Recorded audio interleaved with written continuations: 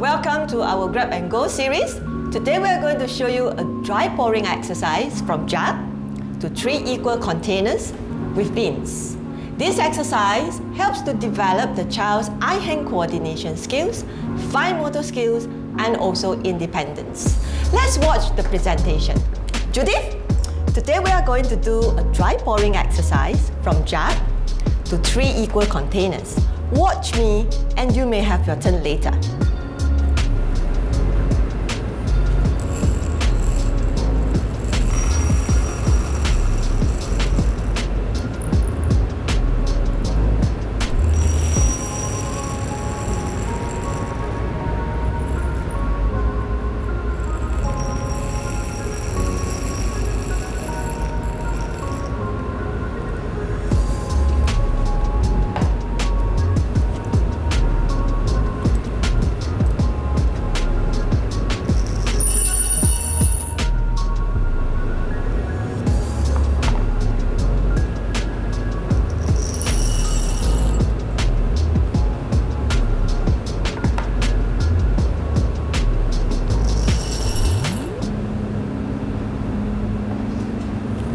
For more videos, follow us on all our social media platforms. See you again!